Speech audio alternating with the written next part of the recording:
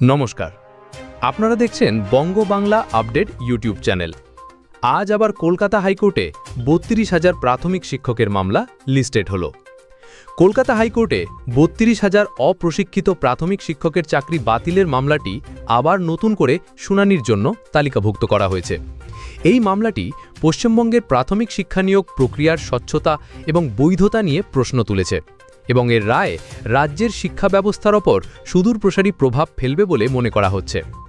মামলার বর্তমান অবস্থা: এমএটি নাম্বার 873/2023 নামে পরিচিত এই মামলাটি বিচারপতি তপব্রত চক্রবর্তী এবং বিচারপতি ঋতব্রত কুমার মিত্রের ডিভিশন বেঞ্চে 31 জুলাই 2025-এ শুনানির জন্য তালিকাভুক্ত হয়েছে। পশ্চিমবঙ্গ প্রাথমিক শিক্ষা পর্ষদ এই মামলার আবেদনকারী এবং প্রিয়াঙ্কা নস্কর রেসপন্ডেন্ট।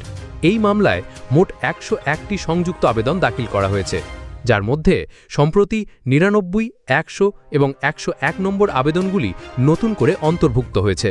এটি মামলার জটিলতা এবং এর সাথে জড়িত বিভিন্ন পক্ষের সংখ্যা বৃদ্ধি করেছে।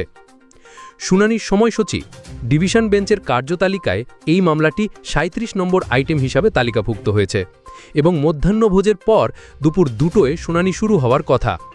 আগের দিনের শুনানিতে ক্ষতিগ্রস্ত শিক্ষকদের পক্ষে আইনজীবী অভ্রতোষ মজুমদার জোরালো সওয়াল করেন। দুপুর 2:10 থেকে 3:30 পর্যন্ত তার যুক্তিতর্ক উপস্থাপন করা হয়, যা শিক্ষকদের কাছে অত্যন্ত যুক্তিযুক্ত বলে মনে হয়েছে। মামলার প্রেক্ষাপট: এই মামলাটি রাজ্যের শিক্ষা ব্যবস্থায় একটি বড়সড় বিতর্কের জন্ম দিয়েছে। ৩২,০০০ অপ্রশিক্ষিত শিক্ষকের নিয়োগ বাতিলের সিদ্ধান্তটি একদিকে যেমন নিয়োগ প্রক্রিয়ার স্বচ্ছতা নিয়ে প্রশ্ন তুলেছে, তেমনি অন্যদিকে এই শিক্ষকদের ভবিষ্যৎ অনিশ্চিত করে দিয়েছে। এই মামলায় আদালতের পর্যবেক্ষণ এবং চূড়ান্ত রায় রাজ্যের শিক্ষানীতি এবং নিয়োগ প্রক্রিয়ার ওপর গভীর প্রভাব ফেলবে বলে মনে করা হচ্ছে। ভবিষ্যতের সম্ভাবনা: আদালতের পরবর্তী নির্দেশ এবং পর্যবেক্ষণের দিকেই এখন সকলের নজর। এই মামলার রায় কেবল ৩২,০০০ শিক্ষকের ভবিষ্যৎ নির্ধারণ করবে না, বরং রাজ্যের সমগ্র শিক্ষা ব্যবস্থার জন্য একটি উদাহরণ স্থাপন করবে। আগামী দিনে এই মামলার অগ্রগতি এবং চূড়ান্ত রায় রাজ্যের শিক্ষাক্ষেত্রে একটি নতুন দিশা দেখাবে বলে আশা করা হচ্ছে।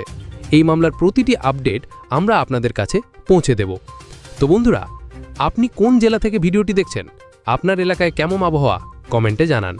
এমনই আপডেট পেতে সাবস্ক্রাইব করে পাশে থাকা বেল আইকনটি প্রেস করে রাখুন, যাতে পরবর্তী ভিডিওর নোটিফিকেশন খুব সহজেই আপনার কাছে পৌঁছে যায়।